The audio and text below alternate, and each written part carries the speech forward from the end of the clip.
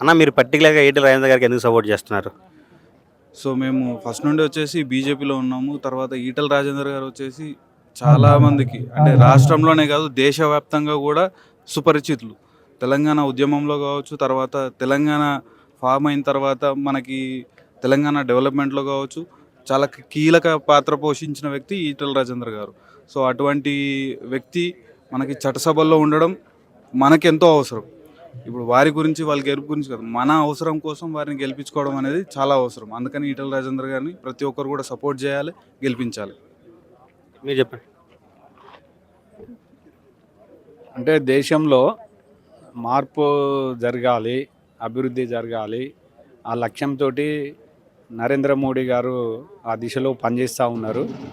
అదేవిధంగా ఇక్కడ ఈటల రాజేందర్ గారు కూడా మరి అదే స్థాయిలో పనిచేసిన తెలంగాణ ఉద్యమంలో ముందుండి ఎన్నో ఇబ్బందులకు ఎదుర్కొని నిలబడి తెలంగాణను సాధించడం జరిగింది.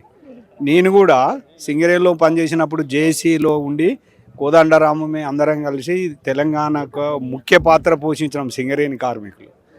ఆ తెలంగాణ వచ్చిన తర్వాత అది ఉద్యమం చేసిన వాళ్ళు కాకుండా కొంతమందికే లాభం జరిగింది. కాబట్టి సనాతన ధర్మం గురించి, దేశం గురించి, దేశ ప్రజల గురించి మంచి సేవ చేయాలనే భావంతో ఈటల రాజేందర్ గారు వచ్చిండ్రు. ఆయనే 100% అత్యధిక మెజార్టీ తోటి గెలుస్తాడు, అందులో సందేశం ఏం లేదు. ఆ దిశతోటి మేము కూడా మరి ఎన్నో సంవత్సరాల నుంచి మేము పనిచేస్తున్నాము.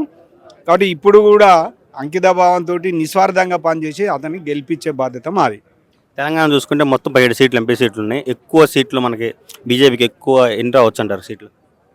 దాదాపుగా 12-13 సీట్లు ఖచ్చితంగా బీజేపీకి వస్తాయి.